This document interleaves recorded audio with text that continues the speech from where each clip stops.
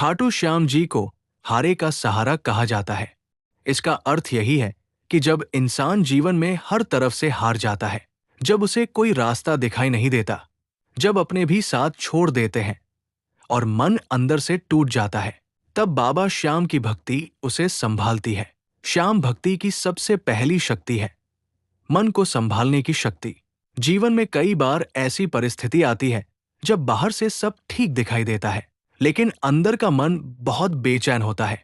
कोई चिंता, कोई डर, कोई अधूरी इच्छा, कोई टूटा रिश्ता या कोई असफलता मन को भारी कर देती है।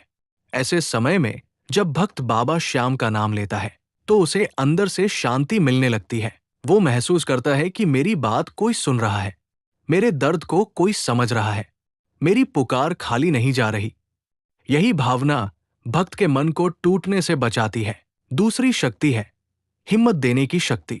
श्याम भक्ति भक्त को कमजोर नहीं बनाती, बल्कि मजबूत बनाती है।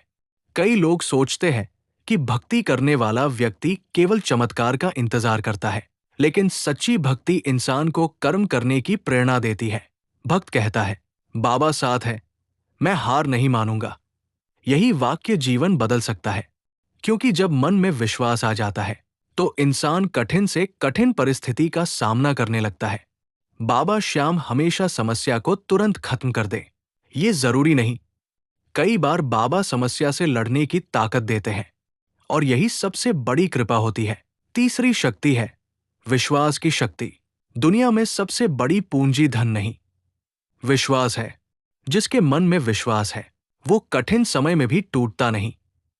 श्याम भक्ति भक्त के अंदर ये भरोसा जगाती है कि आज समय कठिन है, लेकिन बाबा की कृपा से कल अच्छा जरूर होगा।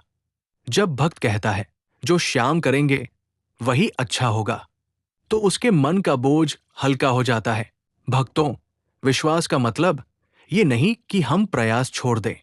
विश्वास का मतलब है कर्म करते रहना और फल बाबा पर छोड़ देना। यही भाव मन को शांति देता है और जीवन को सही दिशा में ले जाता है। चौथी शक्ति है धैर्य की शक्ति। आज के समय में हर व्यक्ति जल्दी परिणाम चाहता है, जल्दी सफलता, जल्दी पैसा, जल्दी समाधान और जल्दी सम्मान। लेकिन जीवन में हर चीज अपने समय पर मिलती है। श्याम भक्ति हमें धैर्य रखना सिखाती है।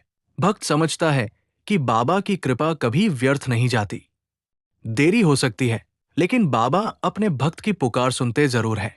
कई बार बाबा हमें वही नहीं देते जो हम मांगते हैं, बल्कि वो देते हैं जो हमारे लिए सही होता है। हम छोटी इच्छा लेकर जाते हैं, बाबा हमें बड़ी सीख देकर लौटाते हैं। हम रास्ता मांगते हैं, बाबा हमें रास्ते पर चलने की शक्ति देते हैं। पांचवी शक्ति है मन की शांति। श्याम नाम में एक अलग ही सुकून है। जब भक्त प्रेम से कहता है जय श्री श्याम, तो उसका ध्यान चिंता से हटकर बाबा की कृपा पर चला जाता है। जो मन पहले डर से भरा था वो धीरे धीरे विश्वास से भरने लगता है। जो मन पहले शिकायत करता था वो धन्यवाद करना सीख जाता है। जो मन पहले हर बात में दुख खोजता था वो अब हर परिस्थिति में बाबा का संकेत खोजने लगता है। यही शांति भक्ति की सबसे बड़ी देन है। छठी शक्ति है सही राह दिखाने की शक्ति। कई बार इंसान मेहनत बहुत करता है, लेकिन दिशा गलत होती है, फिर परिणाम नहीं मिलता और मन निराश हो जाता है। लेकिन जब भक्त बाबा श्याम से सच्चे मन से प्रार्थना करता है तो उसके अंदर सही निर्णय लेने की समझ पैदा होती है। बाबा की भक्ति मन को शांत करती है और शांत मन सही निर्णय लेता है। भक्त धीरे धीरे समझने लगता है कि किस काम में मेहनत करनी है, किन लोगों से दूरी रखनी है, किन बातों पर ध्यान नहीं देना है और किस रास्ते पर चलना है। सातवीं शक्ति है सेवा भाव की शक्ति। सच्ची भक्ति केवल अपने लिए मांगना नहीं सिखाती, सच्ची भक्ति दूसरों का दर्द समझना सिखाती है। जो व्यक्ति बाबा श्याम को हारे का सहारा मानता है वो खुद भी किसी दुखी इंसान का सहारा बनने की कोशिश करता है। किसी भूखे को भोजन देना, किसी परेशान व्यक्ति को हिम्मत देना, किसी जरूरतमंद की मदद करना, किसी रोते हुए की बात सुन लेना, ये सब भी श्याम सेवा है। बाबा को दिखावा नहीं, भाव पसंद है और सेवा से बड़ा भाव कोई नहीं। आठवीं शक्ति है अहंकार मिटाने की शक्ति। जब भक्त समझता है कि जीवन में जो कुछ भी मिला है वो बाबा की कृपा से मिला है, तो उसके अंदर विनम्रता आती है। वो सफलता में घमंड नहीं करता और कठिनाई में टूटता नहीं।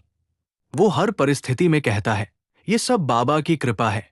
यही विनम्रता भक्त को बाबा के और करीब ले जाती है। नवी शक्ति है, अंदर से जीवन बदलने की शक्ति।